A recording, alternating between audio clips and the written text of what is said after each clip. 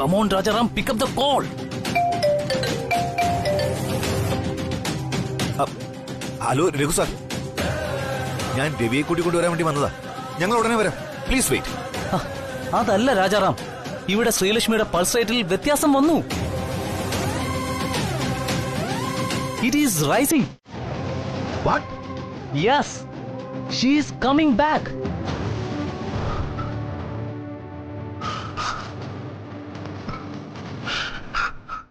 ശ്രീലക്ഷ്മിയുടെ അവസ്ഥയിൽ മാറ്റമുണ്ട്. മെഡിസിനോട് റെസ്പോണ്ട് ചെയ്യാൻ തുടങ്ങി. Really? Thank God.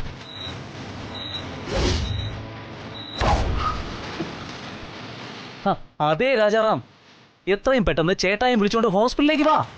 ഉറപ്പായിട്ടും എത്താം. ഞാൻ ഇപ്പൊ തന്നെ രവിയും കൂട്ടിക്കൊണ്ട് വരാം. രവി, രവി, ശ്രീലക്ഷ്മി ട്രീറ്റ്മെന്റിനോട് റെസ്പോണ്ട് ചെയ്യുന്നെന്ന് രഘു സാറാ വിളിച്ചത്. She is coming back. നമുക്ക് എത്രയും വേഗം ഹോസ്പിറ്റലിലേക്ക് പോണം. രവി, നീ വേഗം ഒന്ന് പുറത്തേക്ക് വാ. കമോൺ.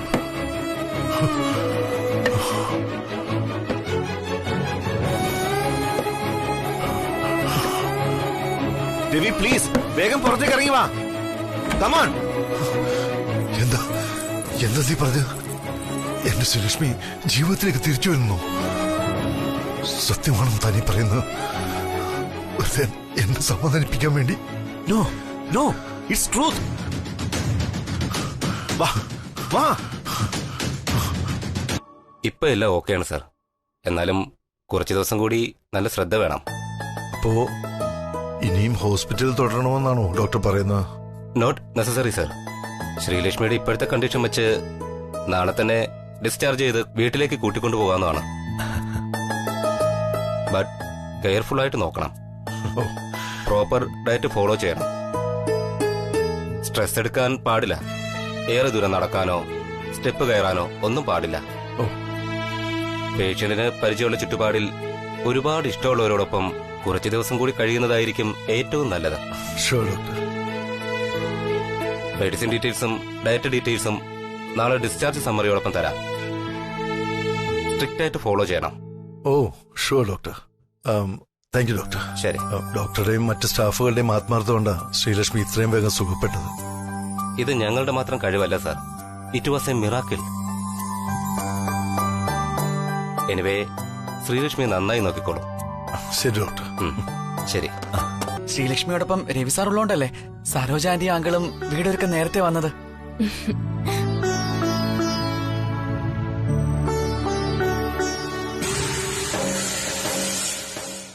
എന്താടാ രണ്ടും കൂടി ഇവിടെ വന്ന് കാവല് നിൽക്കുന്നേ? അവളെ എപ്പോ ആംബുലൻസിൽ കൊണ്ടുവരുന്നു നോക്കിയിട്ടാണോ? അതെ, ആംബുലൻസ് വരും. അത് ശ്രീലക്ഷ്മിയെ കൊണ്ടുവരുന്നതല്ല, വേറെ ചിലരെ ഉടലോടെ നരകത്തിലേക്ക് കയറ്റിക്കൊണ്ടു പോവാനാ. നീ വട ഇങ്ങോട്ട്.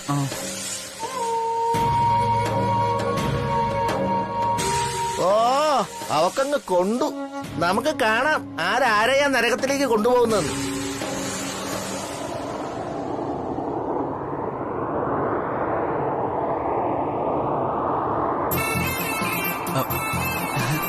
അവര് വന്നു.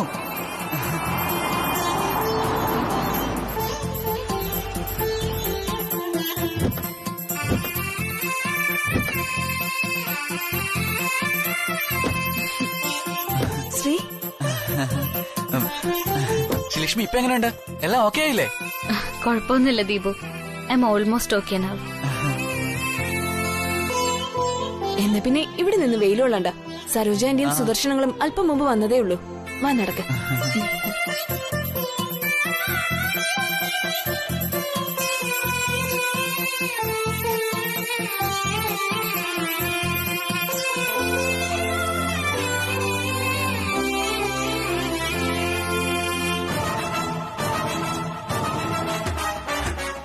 നമസ്കാരം സാർ. നമസ്കാരം.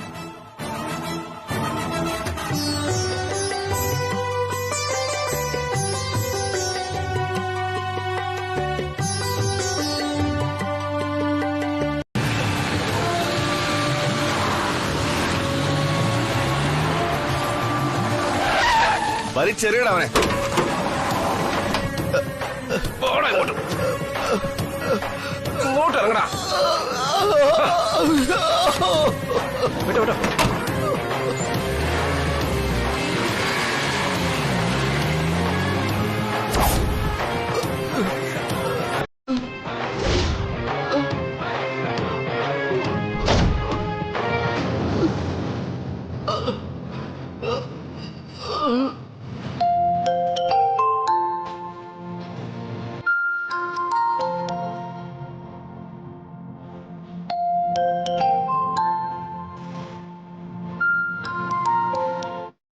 ഹലോ, ആരാ?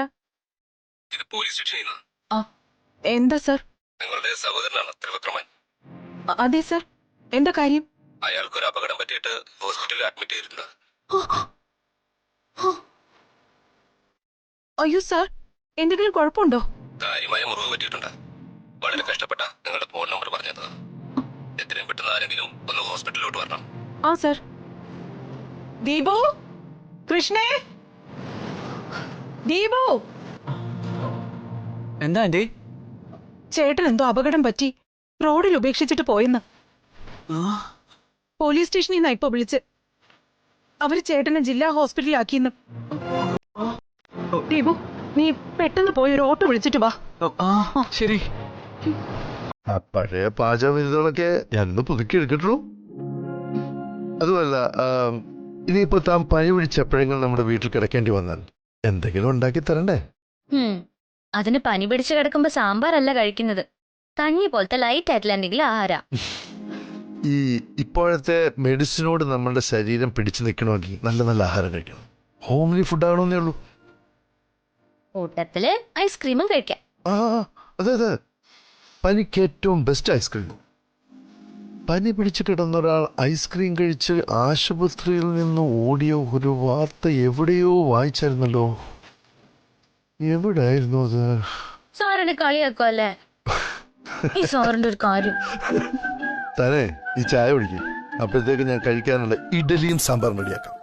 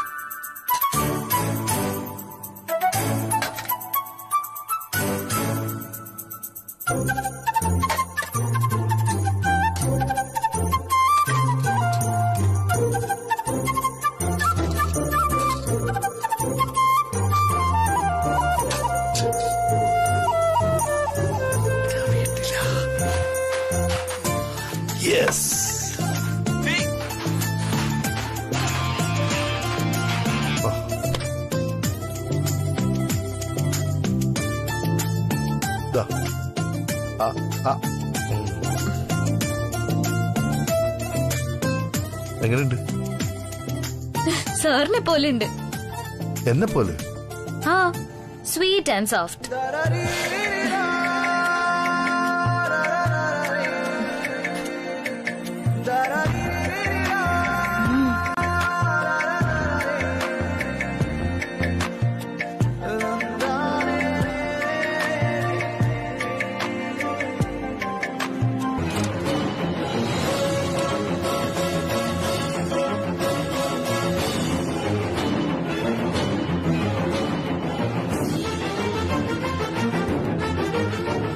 ചേച്ചി,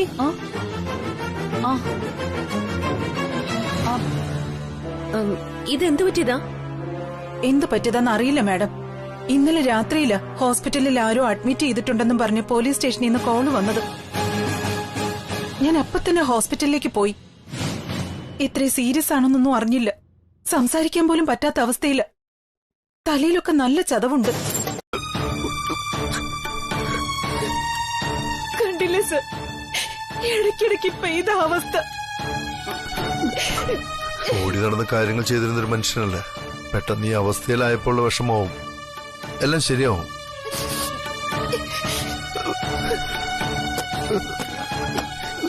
ഒന്നുകൊണ്ടും പേടിക്കണ്ട, എത്രയും പെട്ടെന്ന് എഴുന്നേറ്റ് നടക്കാൻ സാധിക്കട്ടെ. പിന്നെ ഇത് ചെയ്തത് ആരാണെങ്കിലും നമുക്ക് കണ്ടുപിടിക്കാം.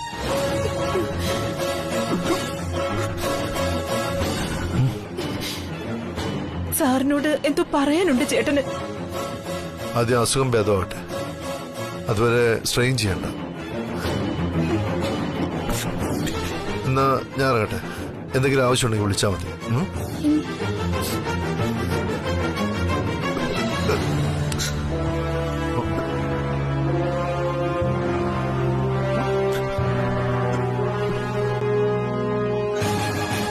ത്രിവിക്രമിന് എന്നോട് പറയാനുള്ളത് ഒരിക്കലും ഞാൻ കേൾക്കാൻ ആഗ്രഹിക്കാത്ത കാര്യമാവരുത് എൻ്റെ ഈശ്വര. ഈ കുടുംബത്തിന്റെ കണ്ണീരിന് ഞാനൊരു കാരണമാവരുത്.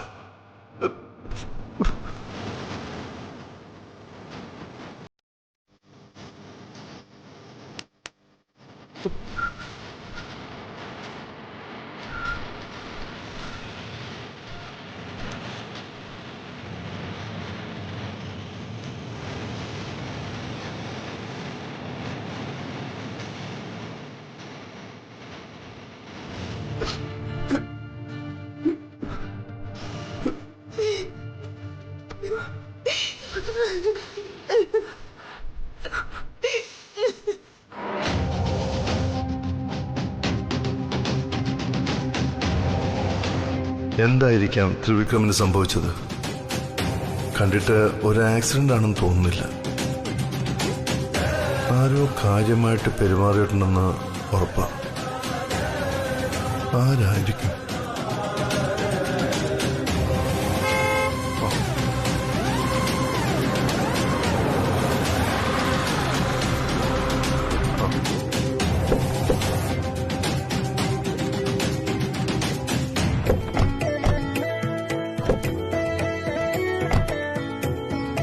മാമി, അമ്മ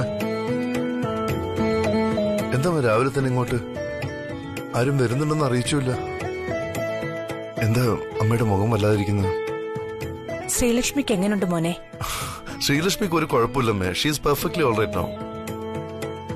ദേ ചേട്ടായി, ആശുപത്രിയിൽ നിന്ന് വന്നപ്പോ മുതല് അമ്മ ടെൻഷൻ അടിച്ചിരിക്കുക. ഞാനും രേഖയും പറഞ്ഞ് സമാധാനപ്പെടുത്താൻ നോക്കി, കേക്കണ്ടേ? അതെ ബ്രദറല്ലോ, ആശുപത്രിയിൽ വെച്ച് തന്നെ ശ്രീലക്ഷ്മിക്ക് പൂർണ്ണമായും ഭേദമായെന്ന് ഡോക്ടർ പറഞ്ഞല്ലേ. അപ്പം മദറിൻലോ ഓക്കെ ആയിരുന്നു. പക്ഷെ വീട്ടിൽ ചെന്ന് കേറിയപ്പോ തന്നെ മദറിൻലോക്ക് ടെൻഷൻ തുടങ്ങി. ശ്രീലക്ഷ്മിക്ക് എങ്ങനെയുണ്ട്, ശ്രീലക്ഷ്മിയെ കാണണമെന്നൊക്കെ പറഞ്ഞ് ഒരേ വാശി. പിന്നെ ഒരു വിധത്തില് രാവിലെ ശ്രീലക്ഷ്മിയെ കാണാൻ പോവാന്ന് പറഞ്ഞ് സമാധാനപ്പെടുത്തി കൊണ്ടുവന്നതാ. അല്ലെങ്കിൽ ഇന്നലെ രാത്രി തന്നെ വരേണ്ടി വന്നേനെ. ചേട്ടായി, അമ്മയ്ക്ക് മരുമോളോടുള്ള സ്നേഹം കണ്ടില്ലേ?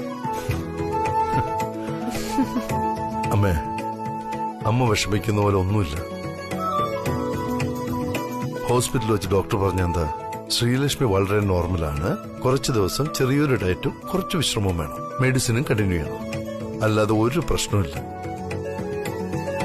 അമ്മ തന്നെ പോയി നോക്കിയേ. ശ്രീലക്ഷ്മി നല്ല ഹാപ്പിയാണ്, ഹെൽത്തിയാണ്. പക്ഷെ അമ്മ ഇങ്ങനെ വിഷമിച്ച് ശ്രീലക്ഷ്മിയെ പോയി കണ്ടാൽ ശ്രീലക്ഷ്മിക്ക് വിഷമവും. അതുകൊണ്ട് ഈ വിഷമമൊക്കെ മാറ്റി ഹാപ്പി ആയിട്ട് വേണം ശ്രീലക്ഷ്മിയുടെ മുമ്പിലെത്താൻ. You are right brother in law. Brother in law പറഞ്ഞതുപോലെ സന്തോഷത്തോടെ ശ്രീലക്ഷ്മിയുടെ അടുത്ത് ചെന്ന ശ്രീലക്ഷ്മിക്ക് കൂടുതൽ സന്തോഷാവും. അതെ അതെ, ഇപ്പൊ നമുക്ക് എല്ലാവർക്കും ശ്രീലക്ഷ്മിയുടെ സന്തോഷമാണ് ആവശ്യം. അതുകൊണ്ട് അമ്മ ചിരിച്ചുകൊണ്ട് സന്തോഷത്തോടെ വന്നാലേ ഞങ്ങൾ വരും. അല്ലെങ്കിൽ ഞങ്ങൾ അമ്മ ഇവിടെ വിട്ടിട്ട് ഈ കാറിന് എന്നെ തിരിച്ചു വീട്ടിലേക്ക് പോകും. എങ്കിൽ എനിക്ക് സമാധാനമായി. എനിക്കെന്റെ മോളോട് കുറെ നേരം ഒറ്റയ്ക്കിരുന്ന് സമാധാനത്തോടെ സംസാരിക്കാലോ. മധുരല്ലോ, അതിപ്പോ രവി സാറ് ഡോക്ടറെ കാണാൻ പോയിരിക്കുക. വന്നിട്ട് തീരുമാനിക്കാം. മാത്രമല്ല, ഇനി മുതല് ഞങ്ങളല്ലല്ലോ ശ്രീലക്ഷ്മിയുടെ എല്ലാ കാര്യങ്ങളും തീരുമാനിക്കുന്നത്. അതുകൊണ്ട് എല്ലാ അവകാശങ്ങളും ഇനി മുതൽ രവി സാറിനുള്ളതാ. വിവാഹത്തിന് ശേഷം ഭർത്താക്കന്മാരാണല്ലോ ഭാര്യമാരുടെ എല്ലാ കാര്യങ്ങളും നോക്കുന്നത്. അപ്പോൾ അവരെവിടെ പോകണം, എപ്പോ പോകണം എന്നൊക്കെയുള്ള ചെറിയ കാര്യങ്ങൾ പോലും അവര് തന്നെ സംസാരിച്ച് തീരുമാനിക്കുന്നതല്ലേ ശരിയും നല്ലതും. സുദർശൻ അങ്കിൾ പറഞ്ഞത് വളരെ ശരിയാ. പക്ഷെ രേഖ, സുദർശൻ അങ്കിൾ പറഞ്ഞത് ശരിയാണെന്ന് പറഞ്ഞ് സപ്പോർട്ട് ചെയ്താൽ മാത്രം പോരാ. അങ്കിള് പറഞ്ഞതുപോലെ ഭർത്താക്കന്മാർ പറയുന്നത് ഭാര്യമാർ അനുസരിക്കുകയും കൂടെ വേണം. അതാണ് അങ്കിള് പറഞ്ഞത്. ആ ഹലോ, അങ്കിള് പറഞ്ഞത് രഘു ശരിക്കും ശ്രദ്ധിക്കാഞ്ഞിട്ടാ. എല്ലാ കാര്യങ്ങളും ഭാര്യയും ഭർത്താവും ആലോചിച്ച് തീരുമാനിക്കണമെന്നാ അങ്കിള് പറഞ്ഞത്, അല്ലേ അങ്കിള്? അതെ, രേഖ പറഞ്ഞത് തന്നെയാ സുദർശൻ ഉദ്ദേശിച്ചത്. ഒരു കുടുംബത്തിൽ ഭാര്യയോ ഭർത്താവോ അച്ഛനോ അമ്മയോ ഒരു കാര്യത്തിലും കലഹിക്കാതെ പരസ്പരം സംസാരിച്ച് അഭിപ്രായങ്ങൾ പങ്കുവച്ച് നല്ല അഭിപ്രായങ്ങൾ ആര് പറഞ്ഞാലും അത് അംഗീകരിച്ച് മുന്നോട്ട് പോണം. അപ്പോഴാ ആ കുടുംബത്തിൽ സമാധാനവും സന്തോഷവും ഉണ്ടാകുന്നത്. എന്നെയും രേഖയും പോലെ അല്ലേ രേഖ? എന്തായാലും സരോജാമ്മയും സുദർശനങ്ങളിനെയും സമ്മതിച്ചു തന്നിരിക്കുന്നു. എത്ര പെട്ടെന്നാണ് ശ്രീലക്ഷ്മി ഫുൾ ആക്റ്റീവ് ആയത്. അതെ സരോജം, നിങ്ങളുടെ സ്നേഹവും പ്രാർത്ഥനയുമാ ശ്രീലക്ഷ്മിക്ക് ഇത്രയും വേഗം സുഖപ്പെടാൻ കാരണം. അയ്യോ ഗായത്രിയമ്മ, ഞങ്ങളല്ല. ശ്രീലക്ഷ്മിക്ക് വേഗം സുഖപ്പെട്ടതിന്റെ ക്രെഡിറ്റ് രവിസാറിന് മാത്ര.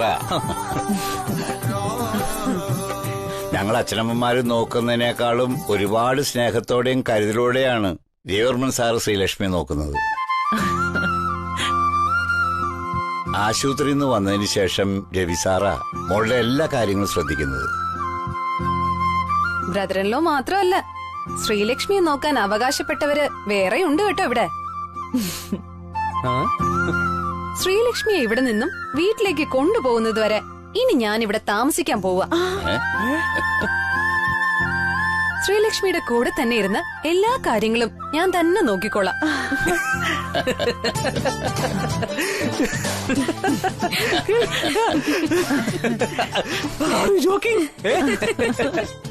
അപ്പൊ പിന്നെ തന്റെ കാര്യങ്ങളായിട്ട് നോക്കും.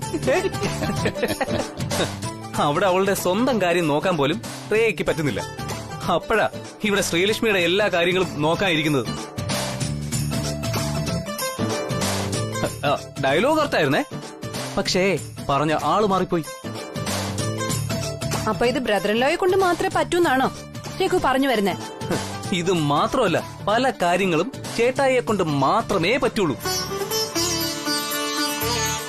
ഓരോരോ സമയത്തും ചേട്ടായി ഓരോന്ന് ചെയ്ത് നമ്മളെ അത്ഭുതപ്പെടുത്താറുണ്ട്. അതാണ് ചേട്ടായിയുടെ സ്പെഷ്യാലിറ്റി. അത് രഘു പറഞ്ഞത് ശരിയാ.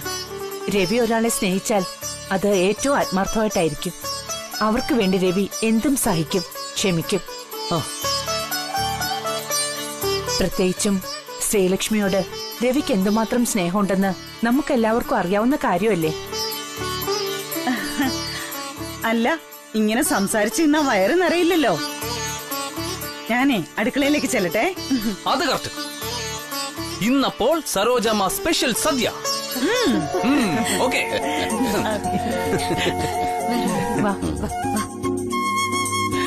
അങ്കിളെ ഇവിടെ ഇരിക്കരുത് സാറ്.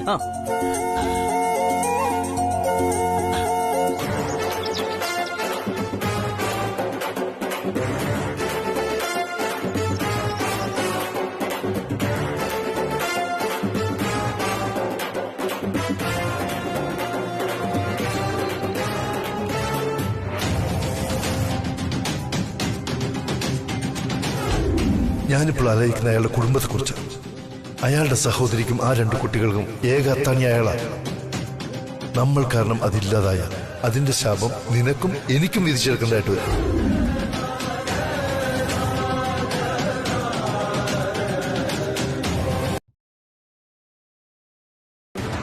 ബാക്കി പകുതി ഇപ്പോഴും നീയ.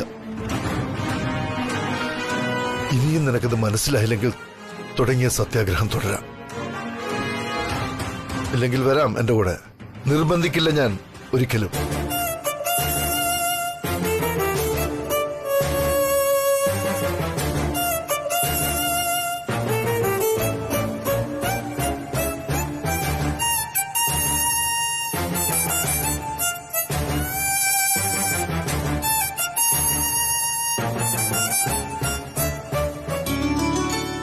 എങ്കിൽ നമുക്ക് ഇറങ്ങിയാലോ അമ്മേ? നേരെ ഒരുപാടായി. രവി ഇതുവരെ എത്തിയില്ലല്ലോ. രവി വന്നതിന് ശേഷം നമുക്ക് ഇറങ്ങാം. മദറിൻലോയ്ക്ക് മരുമോളുടെ കൂടെ ഇരുന്ന് കൊതി തീർന്നിട്ടില്ലെന്ന് തോന്നുന്നു. ഗായത്രി അമ്മയ്ക്ക് മോളുടെ കൂടെ ഇരിക്കണമെങ്കിൽ ഇന്നിവിടെ തങ്ങാലോ. സരോജ, നീ ഒന്നിങ്ങ് വന്നേ. എന്തൊക്കെയാ സരോജ നീ പറയുന്നേ? അത്ര വലിയ സുഖ സൗകര്യങ്ങളോടെ അവിടെ താമസിക്കുന്ന അമ്മയ്ക്ക് ഇവിടെ എങ്ങനെ ശരിയാവും? നിങ്ങളൊന്ന് ചുമ്മാതിരിക്കും മനുഷ്യ. ഗായത്രി അമ്മയെ പോലെ വലിയൊരാള് നമ്മുടെ വീട്ടിൽ ഒരു ദിവസം താമസിച്ചു എന്ന് പറഞ്ഞാ അത് നമുക്ക് അഭിമാനമല്ലേ? കോളനിക്കാരുടെ മുന്നിൽ ഞാനൊന്ന് ഷൈൻ ചെയ്യും. ഒന്നും മിണ്ടാതിരിക്കും സരോജ. അല്ല, എന്താ രണ്ടുപേരും കൂടി ഞങ്ങൾ കേൾക്കാതെ സംസാരിക്കുന്നത്? അല്ല, എന്തായാലും ഇത്രയൊക്കെ സമയമായില്ലേ? നിങ്ങൾ എല്ലാരും ഇവിടുന്ന് ആഹാരം കഴിച്ച് രവി സാറ് വരാൻ താമസിച്ച ഇവിടെ തന്നെ തങ്ങിയാ മതിയെന്ന് ശ്രീലക്ഷ്മിയുടെ അച്ഛൻ പറയുമായിരുന്നു. എങ്കിലും അമ്മ ഇന്ന് പാടുപെടും. അമ്മയ്ക്കറിയോ, ഗായത്രി അമ്മ രാത്രിയിൽ കഞ്ഞിയും പയറും മാത്രമേ കഴിക്കൂ. രഘു സാറിന് ചപ്പാത്തിയും വെച്ച് കറിയും. രേഖ മാഡത്തിന് ജ്യൂസ്. അത് മാഡം ഓരോ ദിവസവും ഓരോ ഫ്ലേവറാ കുടിക്കുന്നേ. അത് ശ്രീലക്ഷ്മിക്ക് എങ്ങനെ അറിയാം? എല്ലാം വളരെ കൃത്യമാണല്ലോ. അതെ അതെ, ശ്രീലക്ഷ്മി ബ്രദറിനോട് ചോദിച്ച് മനസ്സിലാക്കിയതാവും അല്ലേ? Sreelakshmi, you are very brilliant and you are so sweet. മോളെ, ഇതൊന്നും രവിക്കറിയാത്ത കാര്യങ്ങളാണല്ലോ. ആരുടെ ഭക്ഷണ കാര്യവും രവി ശ്രദ്ധിക്കാറുമില്ല. മോൾ ഇതൊക്കെ എങ്ങനെ അറിഞ്ഞു? അത് വളരെ സിമ്പിൾ ആയിരുന്നു അമ്മേ. ഞാനൊരു തവണ രാജനന്ദിനി വിലാസത്തിൽ വന്നപ്പോ നമ്മുടെ സെർവന്റ്സിനോട് ചോദിച്ച് മനസ്സിലാക്കിയിരുന്നു. മിടുക്കി. അമ്മ, ചേട്ടായി ഒരുപാട് ലേറ്റ് ആവൂന്ന് ഒന്ന് ഫോൺ വിളിച്ച് ചോദിക്കട്ടെ ഞാൻ? ശരി, നീ ഒന്ന് ഫോൺ ചെയ്ത് ചോദിക്ക. ഇനി അല്പം ലേറ്റ് ആവൂന്ന് പറഞ്ഞാലും സാരമില്ല.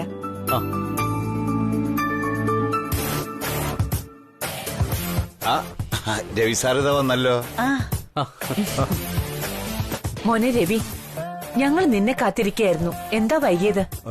അത് പിന്നെ അമ്മ, ഓഫീസിൽ കുറച്ച് വർക്കുകൾ ഉണ്ടായിരുന്നു. കല്യാണത്തിന്റെ തിരക്കിനിടയിൽ ശ്രദ്ധിക്കാൻ പറ്റാത്ത ചില കാര്യങ്ങൾ ചെയ്തു തീർക്കാനുണ്ടായിരുന്നു. How are you feeling now Sreelakshmi?